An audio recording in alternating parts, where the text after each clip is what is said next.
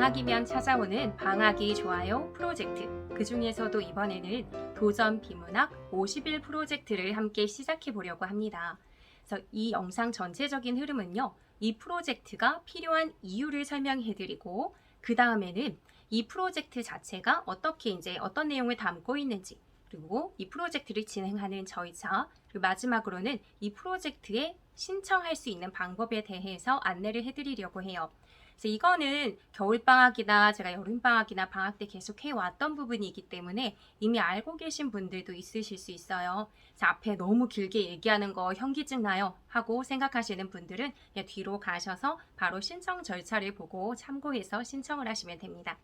일단 제일 먼저 이 프로젝트가 필요한 이유에 대해서 말씀을 드리려고 해요. 우리 이 방학이 좋아요 라고 말씀을 드렸잖아요.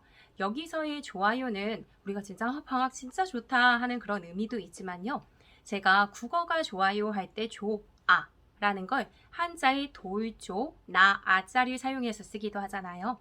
방학 역시 내가 어떻게 방학을 보내느냐에 따라서 그 방학이 결과적으로 방학을 끝낼 시점에 나를 돕게끔 만들어주면 진짜 좋겠죠. 그렇기 때문에 방학이 좋아요 라고 해서 방학이 나를 돕게 만들겠다 라고 하는 프로젝트라고 생각하시면 됩니다. 사실 방학이라고 하는 것은 놀 방에 배울 학이기 때문에 학문을 놓아버리다 라는 뜻이지만, 우리 이 말에 굉장히 충실해버리면 그 이유가 굉장히 괴롭습니다. 그렇기 때문에 학기 중에 비해서 조금 놀기는 놓을 수 있는 시간이긴 하지만, 그래도 그동안 나에게 부족했던 부분들을 많이 채워나가는 게 중요해요. 근데 그 중에서도 여러분에게 많이 부족할 수 있는 부분이 읽기 능력이에요. 그래서 저는 이번에 프로젝트의 어떤 목표를 제대로 읽어나갈 수 있는 힘을 기르기, 이렇게 잡아보고 싶습니다. 독서 영역, 우리가 흔히 비문학 영역이라고 하는데 수능 교과에서는 독서 영역이라고 해요. 다양한 영역의 글들을 뽑아서, 조금 어려운 것들도 뽑아서 가져다 놓고 짧은 시간 안에 정확하게 읽어내고 문제까지 풀어낼 것을 요구하는 영역이 독서 영역이고요. 이 부분이 계속 어려워지는 경향을 보이고 있습니다. 그렇기 때문에 이 부분을 여러분들이 제대로 잡아주실 필요가 있는데요. 단순히 양치기라고 하죠. 굉장히 많이 풀어내는 것. 그래서 막 채점하고 틀린 거 막 해설지 찾아보면서 살펴보는 것. 이것만으로 해결될 수 있는 부분은 아닙니다. 굉장히 깊이 있게 읽어보는 그런 것들이 좀 필요한데요. 이게 학기 중에는 마음의 여유가 좀 안 생겨요. 하지만 방학은 아무래도 시간이 좀 많잖아요. 그 시간 동안에 평소에는 하지 못했던 방식이지만 여러분에게 도움이 될 수 있는 그런 방식으로 공부를 해볼 수 있다면 정말 좋겠다라는 생각이 들었습니다. 그래서 이 프로젝트를 진행하게 된 거예요. 학생들을 상담하다 보면요. 선생님, 저는 어릴 때부터 책을 너무 읽지 않아서 국어적인 감이 없어요. 그래서 공부가 안 돼요. 막 이렇게 하는 친구들이 있어요. 근데 국어는 언어적인 측면이기 때문에 사실 감이 좀 필요한 부분이긴 합니다. 감과 관련이 있을 수 있어요. 하지만 나는 이런 감이 없으니까 포기. 그냥 아예 내려놓고 다른 거 할래. 이런 접근으로 하시면 안 돼요. 감이라고 하는 것은 꾸준히 유지해야 되는 거거든요. 그러니까 저 같은 경우에는 항상 수업을 하고 국어 수업 영상도 이렇게 올려드리고 그러지만요. 긴 방학을 보내거나 긴 휴직 기간을 보내고 학교로 돌아가게 되면요. 한동안은 약간은 말도 버벅거리고 긴장도 되고 적절한 단어가 떠오르지 않아서 조금 당황하는 그런 경우들도 있습니다. 왜냐면 계속 해왔으나 일정 기간 쉬었다는 그 이유만으로도 감을 되찾는데 조금 며칠의 시간이 걸리는 거죠. 그러니까 그런 거예요. 아무리 뛰어난 어린 시절에 진짜 독서를 많이 해서 국어적인 감이 뛰어난 친구들도요. 제대로 깊이 있는 공부를 하지 않으면 일정 수준까지는 점수가 올라가지만 더 치고 올라가는 게 쉽지가 않습니다. 그런데 반대의 경우로요. 언어적 감은 조금 떨어지는 것 같지만 꾸준히 노력하는 경우에는 또 성취를 보여요. 제가 여기에서 잘 드는 얘가 저희 달걀말인데요. 저는 요리를 잘 못해요. 요리는 잘 못하고 그러는데 저희 아이들이 다른데 식당 가고 그러면 달걀말이를 어린 시절에 잘 먹더라고요. 자, 얘네들이 잘 먹는 게 있으니까 해줘야겠다 하고 막 달걀말이를 하다 보면요. 불 조절이나 이런저런 뒤집는 어떤 타이밍 이런 것들을 잘 맞추지 못하니까 결국은 예쁜 달걀말이가 되지 않고 얘네들이 막 다 뒤섞이면서 스크램블 에그가 되어버리는 참사를 굉장히 많이 거쳤습니다. 하지만 그럼에도 불구하고 우리 애들이 그걸 잘 먹으니까 계속 반복해서 또 해보고 또 해보고 그런 연습을 했어요. 그러다 보니 제가 거의 유일하게 그럴싸하게 이거 요리라고 해도 되겠죠? 어쨌든 그런 달걀말이를 지금은 만들 수 있어서 좀 뿌듯하거든요. 노력의 결과예요. 그러니까 감이라는 것, 전 요리에 대한 감은 없지만 그래도 노력을 하니까 일정 부분 성취를 만들어냅니다. 그런 것처럼 학생들도 마찬가지예요. 나 어린 시절에 독서력이 조금 많이 부족해. 그렇기 때문에 나는 감이 없어. 라고 해서 포기라고 하기보다는 꾸준히 계속 일정량의 글을 꼼꼼하게 내 것으로 소화하면서 읽어나가는 연습을 하면 그런 친구들도 성적이 오르는 모습을 보이더라고요. 그러니까 그런 걸 좀 생각해 주시면 좋을 것 같아요. 결국은요, 포인트는 꾸준함입니다. 꾸준하게 계속 공부를 하는 거죠. 근데 여기서 또 빠지지 말아야 되는 건 단순히 꾸준하게 노력을 한다고 해서 무작정 잘하는 것은 아니에요. 단단하게 제대로 된 방법으로 공부 근육을 잡아내야 되죠. 근육이라고 하면 운동을 떠올릴 수 있잖아요. 운동이라고 하면 뭐 축구도 있을 수 있고 뭐 발레라든지 운동 종목들이나 몸을 쓰는 스포츠나 뭐 이런 예술 종목들이 다양하게 있을 거예요. 발레를 뭐 운동이라고 보기는 어려울 수도 있지만 그것도 결국은 근육을 쓰는 거잖아요. 그랬을 때 발레와 같은 동작을 하기 위해서 단련해야 되는 근육과 축구와 같은 것을 하기 위해서 단련해야 되는 근육은 다를 수 있을 거예요. 그러면 그 분야에 적합한, 여기서 이제 국어 공부겠죠? 국어 공부에 적합한 근육을 내가 만들려면 무작정 움직이기만 한다고 그것에 적절한 근육이 만들어지진 않을 거예요. 제가 어린 시절부터 나름 체육 소녀로서, 지금 소녀는 아니지만 운동을 진짜 좋아했어요. 막 뜀박질하고 그러는 건 웬만하면 다 소화하고 잘했었기 때문에 그런 좀 자신감이 있었거든요. 그래서 제가 요즘에 축구를 하고 있고 축구를 한 지 지금 1년 정도가 됐는데 축구를 처음에 시작할 때도 난 잘할 수 있어 라고 하는 근거 없는 그런 자신감이 있었습니다. 실제로도 처음에는 엄청 뭐 빠르게 달리고 종아리에 근육이 좀 남달리 발달했기 때문에 공도 뻥뻥 잘 차고 하니까 처음에는 좀 잘하는 것처럼 보였어요. 그런데 일정 시간이 지나면서 제가 뭐 볼을 소유한다든지 제대로 드리블을 해서 간다든지 다른 사람의 것을 뭐 뺏는다든지 제대로 수비를 한다든지 골대로 제대로 슛을 넣는다든지 이런 게 안 되더라고요. 왜냐면 단순히 빨리 달리고 다리만 세서 뻥뻥 찬다고 해서 제대로 할 수 있는 게 아니에요. 그러니까 일정 시간 지나니까 실력이 늘지 않고 정체가 되는 슬럼프가 찾아왔습니다. 재미가 없어지더라고요. 처음에 그냥 막 신나서 재밌게 했는데 그러니까 공부라는 것도 마찬가지죠. 내가 뭔가 앉아서 엉덩이 힘은 있고 내가 버틸 수 있다 라고 생각하면 일정 부분까지는 치고 올라가거든요. 근데 그 안에 좀 탄탄한 공부 방법이라든지 제대로 해서 내용을 채우지 않으면 일정 수준까지 못 올라가는 거예요. 그래서 제가 선택한 방법은 뭐였냐면요. 관련된 기본기 영상들이라든지 이런 걸 찾아보면서 혼자 조금 연습을 해봤어요. 근데 꾸준히 연습한다는 게 사실은 쉽지 않아요. 재미가 없거든요. 전 그냥 내달리고 싶고 뻥뻥 차고 싶은데 그걸 참고 뭐 리프팅 연습을 한다든지 드리블 연습을 한다든지 하는 건 좀 재미는 없었어요. 그리고 당장 또 봤을 때 머릿속에 이제 이것저것 막 개념에 대해서 파악하다 보니까 재미도 없어요. 생각이 많아지니까 더 안 되는 거예요. 그런데 어느 순간 하다 보면 조금씩 제가 연습한 것들이 저에게서 나오는 것들을 발견할 때가 있습니다. 생각보다 내가 갑자기 이렇게 탁 피하면서 잘 뭐 드리블하고 제친다든지 그랬을 때 느껴지는 희열은 말도 못하죠. 왜냐하면 그 수준이 높진 않더라도 내가 노력을 했고 그것에 대한 결과를 본 거니까. 근데 공부도 마찬가지예요. 여러분들이 뭔가 이제 개념을 쌓아가고 좀 방법을 바꿔서 이런 방법으로 공부해 볼까?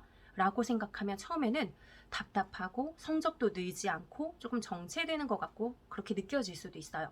하지만 그게 결과적으로 우리 길게 봐야 되잖아요. 고3까지 봐야 되죠. 그때까지는 성적을 늘릴 수 있는 방법입니다. 그렇기 때문에 여러분들이 저와 함께 도전을 해보셨으면 좋겠어요. 이렇게 말이 많았는데 그러면 이렇게 필요하다라고 제가 말씀드리는 이 도전 비문학 프로젝트 과연 어떤 식의 내용으로 진행이 되는지 좀 말씀을 드려봐야겠죠? 도전 비문학 프로젝트를 진행할 때는 하나의 지문을 선정해서 굉장히 꼼꼼하게 읽고 그것을 내가 파악한 대로 구조도를 나름대로 작성을 해볼 거예요. 우리 그냥 단순히 마음이 급하니까 몇 개의 문제집을 수능 전까지는 풀어내야지. 그리고 어디 기출문제, 어디 학원 교재, 뭐 어떤 문제집 우리 서점 가면은 문제집 진짜 어마어마하게 많잖아요. 그거 약간 숙제 같죠? 내가 이걸 다 해내야 될 것 같고 이걸 다른 친구들도 풀기 때문에 내가 이 모든 것들을 다 풀어내야 고3 때까지 내가 그래도 좀 했다 라고 생각할 수 있지 않을까? 라고 이제 생각하는 친구들도 있겠지만 그것 자체가 좋은 방법이라고 보긴 어려워요. 뭔가 진짜 나에게 시간이 넘쳐 흐르고 국어만 공부할 수 있고 딴 건 다 너무 잘 돼 있어서 국어만 공부할 수 있고 그래서 이 문제집들을 다 제대로 꼭꼭 씹어 먹을 만큼의 열정과 시간이 충분하다. 그러면 또 모르겠지만 우리 그렇지 않잖아요. 해야 될 것들이 굉장히 많단 말이에요. 그러니까 단순히 너무 급한 마음에 무작정 많은 양을 풀어대고 채점하고 해설 보고 이런 식으로 하기보다는 하나를 읽어내더라도 제대로 읽는 게 중요합니다. 그래야지 낯선 지문이 나왔을 때도 내가 기꺼이 도전하고 읽어낼 수 있는 거죠. 그런데 그것을 지금부터 속도전을 하려고 하시면 안 돼요. 수능 때는 분명히 빠른 속도로 읽어내는 것이 필요하지만 그 이전까지 여러분들이 기본기를 채우고 이 속근육을 다져나가기 위해서는 여러분들이 한 지문 한 지문 제대로 내가 완벽하게 분석하는 연습을 하시다 보면 그것들이 나중에 좀 빠른 속도로 내용을 파악하는 데 도움이 되실 겁니다. 그렇기 때문에 그런 부분에 있어서 제가 교재를 한번 전체적인 단계로 구성을 해보았어요. 그래서 교재를 이미 다 만든 상태고요. 그 교재를 중심으로 해서 좀 설명을 해드리도록 하겠습니다. 네, 지금 말씀드리는 교재는요. 저에게 이제 신청을 하시면 메일로 보내드릴 겁니다. 그래서 이제 스텝 1부터 설명을 해드릴게요. 스텝 1 부분은 수능 기출문제나 이제 모의평가 같이 좀 좋은 수준의 문제. 그러니까 지문 같은 것도 보면은요, 여기저기서 막 많이 만들어낸 그런 지문들은 약간 전체적인 완성도가 떨어지는 면이 좀 있어요. 그런데 수능이나 모의평가 같은 경우에는 교육과정 평가원, 거기에 출제위원으로 들어가시는 분들이 진짜 오랜 기간 동안 계속 검토하신 그런 지문들이기 때문에 완성도가 굉장히 높습니다. 그러니까 여러분들이 혼자 공부를 하실 때에도 그런 지문을 가져다가 파악하시면 훨씬 좀 도움이 되실 거예요. 그래서 그 내용을 찬찬히 꼼꼼히 실제 수능을 볼 때는 그렇게까지 분석적으로 꼼꼼히 보지는 못할 거고 좀 이렇게 전체적으로 좀 빠르게 속독을 하는 면도 필요하실 수 있겠지만요. 여러분 지금은 너무 급하게 생각하시면 안 돼요. 지금 당장 내일이 수능이 아닌 그런 친구들은 특히 내가 지금 중학생이다. 시간이 진짜 많잖아요. 그럼 난 진짜 좀 여유롭다라고 생각하시면 좋고요. 예비 고1, 고2, 고3까지도 아직은 겨울방학이기 때문에 너무 조급하게 생각하지 마시고요. 한 지문을 내가 제대로 읽어내겠다 라고 좀 생각을 해주시면 좋을 것 같아요. 그러면 선생님 지금 수능 지문, 수능 모의평가 지문은 다 고3 수준인데 전 지금 중학생이란 말이죠. 그럼 어떻게 읽어냅니까? 라고 생각하시는 경우들도 계실 텐데요. 우리 지금 수능이 아니잖아요. 시간 싸움이 아니라 그냥 글 하나 주고 그걸 여러분들이 읽어내면 되는 거예요. 제가 예전에 이 동일한 프로젝트를 진행할 때도 중학생들도 신청을 했었어요. 저에게 신청한 학생들의 절반이 중학생들이었거든요. 근데 그 친구들도 지문이 약간 어렵긴 하지만 그래도 시간이 충분했기 때문에 할만했어요 라는 후기를 남겨주었습니다. 실제로 시간이 충분하다면 여러분들 하실 수 있어요. 그래서 그 지문을 꼼꼼하게 분석한 다음에 스텝 2 부분에서는 그 부분을 나만의 구조도로 한번 정리를 해보는 거예요.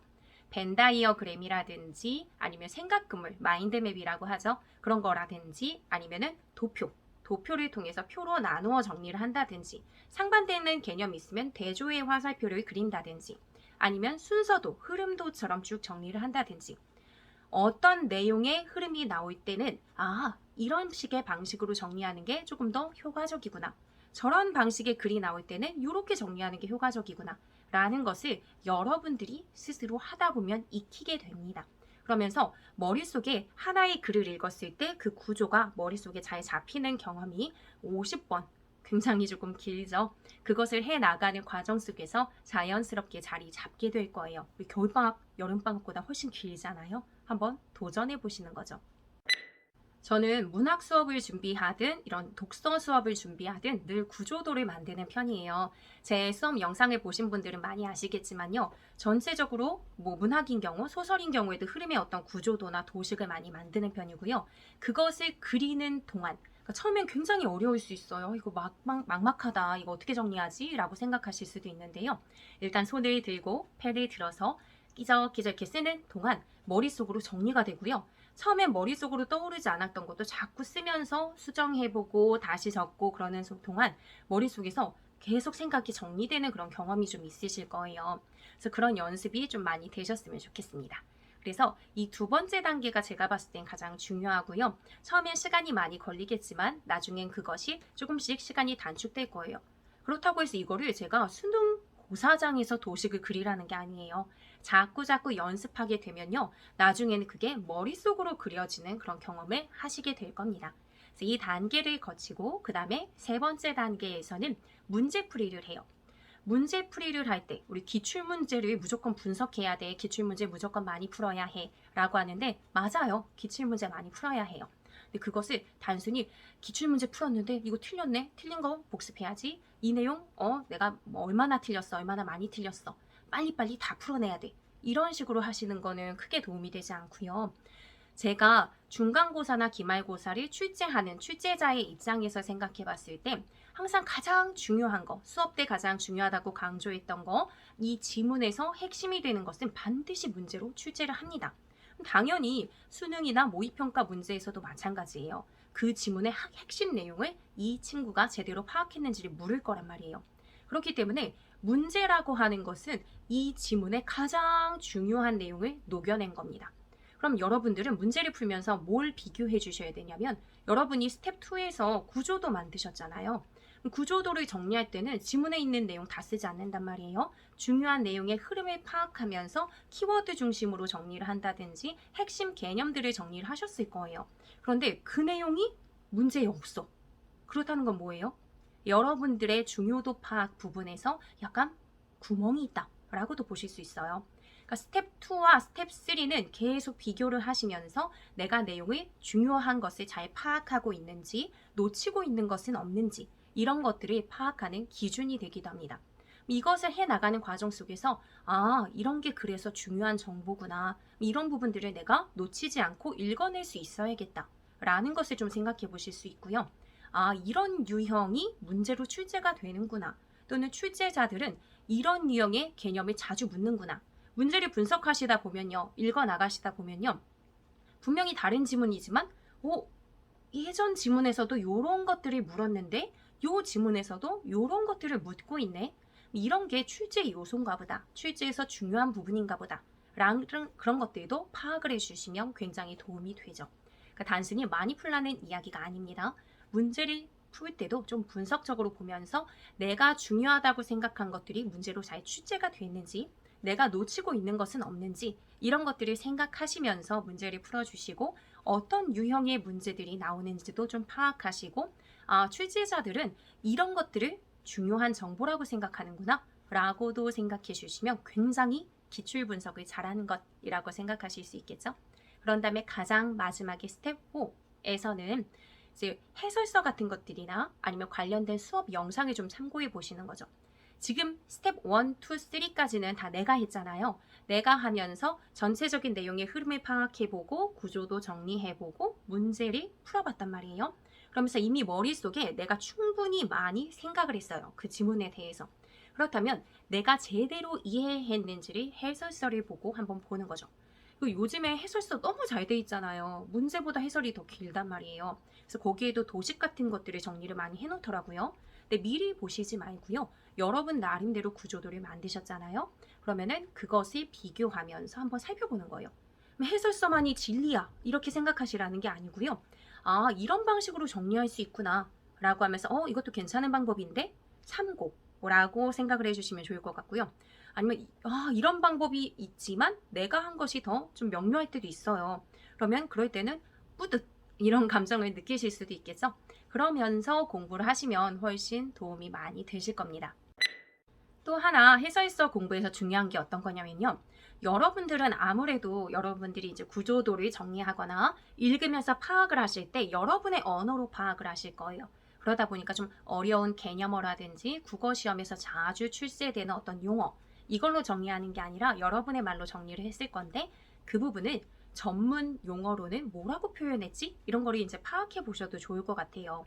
그냥 여러분들은 A와 B가 뭐 상반된다, 다르다 하면서 이제 표현을 했다면 거기에서는 대조의 방식 이렇게 말할 수도 있잖아요. 상반이나 대조나 거의 같은 거지만 이런 말로도 표현하니까 같은 개념으로 알아둬야지 뭐 이렇게 얘기를 할 수 있다든지, 아니면 조금 쉬운 말로 여러분은 적었는데 그것을, 그러니까 쉬운 말로 적다 보면 좀 길어질 수 있단 말이에요. 근데 그것을 하나의 용어로 압축해서 말할 수도 있어요. 그러면 이런 말을 쓸 수 있구나. 뭐 예를 들면 A의 사례랑 B의 사례를 들어줬어요. 근데 그 사례가 좀 유사한 거예요. 그래서 유사한 사례를 통해서 얘기했다고 해서 여러분 나름대로 두 개를 나란히 놓고 유사함 이렇게 표현을 했는데, 다른 데서 보니까 해설서에서 보니까 유추의 방식 이런 단어가 나오는 거예요. A에서 나온 관계에 연결을 지어서 B라고 하는 내용을 추론한 거였구나 그게 라고 하면서 거기에서 맞다 라고 깨달을 수도 있는 거거든요. 그러니까 여러분들이 정리한 것을 여기선 어떤 용어를 사용하지? 그게 바로 이제 출제의 용어라고도 생각하실 수 있거든요. 그러니까 그런 것들을 파악하는 데도 굉장히 의미가 있습니다. 그럼 지금 말씀드린 대로 하면 굉장히 시간이 오래 걸릴 것 같죠? 굉장히 내가 열심히 분석했고 구조도 작성했는데 문제도 그냥 푸는 것이 아니래. 그냥 푸는 것이 아니라 하나하나 내가 한 것과 조금 비교를 해가면서 중요한 것을 확실히 묻고 있는지 또는 내가 놓친 것은 없는지 확인을 하네. 그런 다음에 해설서를 볼 때도 내가 정리했던 것, 그러니까 스텝 2가 굉장히 중요한 거죠. 여러분이 스스로 구조도를 작성하는 거. 내가 정리했던 것들이 해설서에서는 어떤 용어를 사용하고 정리를 하는지, 그럼 여기에서 국어적인 개념어라든지 용어는 어떤 건지, 출제에 다루어지는 출제 용어는 어떤 건지 이런 것도 파악해야 되는구나. 길어요 사실. 그러니까 학기 중에 할 때는 굉장히 부담이 될 수 있습니다. 근데 방학이잖아요. 방학인데 이렇게 숙제를 드리는 건 죄송하지만 굉장히 의미가 있을 수 있어요. 그러니까 큰 욕심 부리지 않고 한 지문, 한 개의 지문을 해도 사실 처음에 적응이 안 되면 하나를 하는데 막 1시간이 넘게 걸리실 수도 있어요. 하지만 우리 시간에 구애받지 않기로 해요. 제대로 분석하는 그런 연습, 이거를 잘 해주셨으면 좋겠습니다. 이미 듣기만 하셔도 힘들겠다 막 이렇게 생각이 드실 텐데, 이런 힘든 과정을 혼자서 하면 힘들잖아요. 더 그러니까 같이 할 수 있으면 좋겠죠. 그러니까 제가 저번에도 겨울에 이 프로젝트를 진행할 때요, 오픈 채팅방을 만들어서 다 같이 진행을 했어요. 그래서 진행 방식을 조금 알려드릴게요. 제가 교재를 드린다고 했잖아요. 하루에 한 지문씩 해결하시면 됩니다. 하루에 한 지문씩 하시면서 그 중에서 스텝 2에 해당하는 여러분들이 작성한 내용 구조도만 사진을 찍으셔서 그것을 오픈 채팅방에 그 당일 자정이 넘기 전까지만 찍어서 올리시면 끝이라고 생각하시면 돼요. 그러면 제가 1대1 피드백을 해드리거나 하나하나씩 이거는 이 부분이 잘못됐고 뭐라고 이렇게 피드백 해드릴 생각이 없습니다. 왜냐하면 그것이 중요한 게 아니에요. 그럼 하나하나 위축이 되고 이거 하나하나 내가 정리를 했던 부분을 다 그냥 뜯어고칠 생각만 하시게 될 것 같거든요. 그래서 지난번에도 그랬는데요. 여러분들이 올리실 때 여러분만 올리시는 게 아니라 같이 오픈 채팅방에 있는 다른 친구들 또는 선배일 수도 있고 후배일 수도 있어요. 왜냐면 중학생도 있고 고등학생도 있을 테니까요. 그러면은 그 친구들이 모두 다 올려줄 거 아니에요. 하나의 지문에 대해서. 내가 올린 것과 다른 친구들, 선배들, 후배들이 올린 것을 보면서 자연스러운 비교가 되겠죠. 근데 이것이 꼭 선생님이 올렸다고 하면 그것이 정답같이 느껴지지만 그냥 나랑 비슷한, 우리 오픈 채팅방의 익명성이 있잖아요. 그러니까 몇 학년인지 뭐 우리 서로 알 수 없단 말이에요. 그럼 쟤도 내 친구일 것 같은데 그러면 뭐 그것만이 정답이야 이렇게 생각하기보단 저거는 뭐 괜찮은데 저건 좀 아쉽네, 이건 내가 더 잘 됐네 하면서 자연스러운 비교가 되죠. 그것이 도움이 될 것 같습니다. 여러분의 어떤 성장에 있어서. 그런 다음에 제가 뭐 그날 완전히 뭐 자정 늦은 시간이나 아니면 그 다음날 제가 작성한 구조도도 올려드릴 거예요. 하지만 여러분에게 말씀드릴 것, 당부할 것은 이 선생님이 올리신 거니까 이것만 정답이야 라고 생각하시지 말고요. 이렇게 정리될 수 있구나 라는 참고사항으로 봐주시면 좋을 것 같습니다. 어쨌든 그런 식으로 해서 출석 체크를 할 거예요. 우리가 지금 여러분들이 이 영상을 보시면 오늘부터 이제 신청을 해주시면 되는데, 신청은 언제까지 받을 거냐면 제가 12월 23일 금요일까지 신청을 받을 거예요. 그래서 신청을 받아서 그 이후에 이제 초대를 해드릴 거고요. 이 프로젝트의 시작은 12월 26일 월요일, 크리스마스 다음이죠. 이때부터 시작을 해서 여러분들이 3월에 이제 계약하기 바로 전인 2월 28일까지 진행을 할 겁니다. 이때까지의 기간을 보면요, 날짜 수로는 65일이에요. 근데 우리가 50일의 프로젝트잖아요. 65일 사이에는 토요일, 일요일, 설 연휴 이런 게 들어가 있어요. 그래서 이 날짜들을 싹 뺀 게 50일은 아니고요. 싹 빼면 일이 조금 안 돼요. 그렇기 때문에 여러분들이 가능한 토요일이나 일요일 중에 한두 번 정도는 더 해주셔야 될 거예요. 근데 이제 방학이다 보니까 여러분들이 나름대로의 스케줄 조절을 잘 하셔서 50일 동안 해주시면 미션이 달성되는 것이라고 생각을 해주시면 됩니다. 그러면 제가 그 미션을 다 달성한 친구들에 한해서 상장을 만들고 그리고 조그만 소소한 선물을 준비해서 택배로 보내드리려고 해요. 우리가 좀 열심히 해보는 것, 뭔가 엄청난 주입식 교육이라든지 너무 심하게 방학이라고 해서 학원부터 막 다 뭐 신청할, 등록할 그런 계획을 세우시기보다는 좀 자기 스스로 해낸다는 보람, 그래서 이것을 통한 성취감, 이걸 안고 새학년을 시작하시면 참 좋을 것 같아서 이 프로젝트를 진행해 보려고 합니다. 네, 그럼 마지막으로 신청 방법을 좀 안내해 드릴게요. 여기 좀 써놔가지고 제가. 그러니까 오늘부터 12월 23일 금요일 자정까지 저에게 신청 메일을 보내주시면 되는데요. 신청을 하실 때는 이 안내해 드리는 양식을 꼭 지켜주세요. 첫 번째, 유튜브에 일단은 여러분들이 이 영상 댓글에 신청합니다 또는 뭐 프로젝트 신청합니다 라고 꼭 댓글을 달아주세요. 그러니까 댓글을 다시라고 하는 이유는 뭐냐면요. 예전에 보니까 제 유튜브에는 좀 댓글이 많이 안 달리는 편인데 댓글은 안 다시고 보통 다 메일로 많이 주셨어요. 그러니까 다른 좀 조심스러운 친구가 댓글이 아무것도 없네, 프로젝트가 제대로 진행이 안 되나 해가지고 메일도 보내지 않고 당연히 이제 댓글이 없는 그런 분위기를 보고서 그러다가 나중에 프로젝트가 진행된 것을 알고 신청할 걸 막 이렇게 했다는 친구가 있더라고요. 그렇기 때문에 우리 좀 으쌰으쌰 하는 그런 느낌으로 댓글은 꼭 달아주세요. 그래서 댓글을 다신 다음에 뭐 신청합니다 라고 이제 댓글을 달아주신 다음에 메일의 첫 번째 양식으로는 그 댓글을 달았던 유튜브 닉네임 요거 하나 적어주시고요. 그런 다음에 실제 이름 적어주시고요. 그래서 본인이 중학생인지 고등학생인지 그리고 몇 학년인지 이런 잠깐 뭐 정보 같은 것들, 그래서 제가 이 정도 수준의 친구들이 이 정도까지 해내는구나 라는 것을 그래도 파악을 할 수 있으면 나중에 전체적인 그래도 피드백은 드리거든요. 그래서 그런 것에 참고가 될 것 같습니다. 그래서 그런 거 이제 남겨주시고요. 그리고 두 번째로는 오픈 채팅방에서는 실명을 사용하지 않을 거예요. 왜냐하면 좀 부담될 수 있잖아요. 나를 모르는 사람들이 많은 곳에서 내 이름이나 내 정보를 알린다는 게 싫을 수도 있으실 것 같아요. 그래서 메일에 이제 두 번째 항목으로는 오픈 채팅방에서 사용하실 닉네임을 저한테 알려주시면 그러면 저하고 그 친구만 이 친구가 이런 닉네임을 갖고 지금 이제 열심히 공부하는구나 라고 생각할 수 있을 것 같습니다. 세 번째로는 내가 이 프로젝트에 임하게 된 각오를 알려주시면 좋을 것 같아요. 또 내가 이런 마음가짐을 갖고 이 긴 겨울방학에 도전한다. 그러니까 저에게 알려주는 거기도 하지만 스스로를 이렇게 독려하면서 으쌰으쌰 하는 그런 느낌이겠죠. 그래서 그런 각오를 남겨주시고 신청을 하시면 그런 친구들을 이제 제가 23일 자정까지 받아서 24일에 일괄적으로 교재 파일을 보내드릴 거고요. 그리고 25일 크리스마스 날 오픈 채팅방에 다 초대해 드리도록 하겠습니다. 그럼 26일부터 바로 프로젝트가 시작되는 것이라고 생각을 해주시면 되겠죠? 기나긴 겨울방학 보내고요. 우리 굉장히 뿌듯한 마음으로 한 차원 좀 성장해서 새학년을 맞이할 수 있도록 도전해 주시면 굉장히 좋을 것 같아요. 저는 댓글과 메일을 기다리고 있을 테니까 한번 같이 해봐요.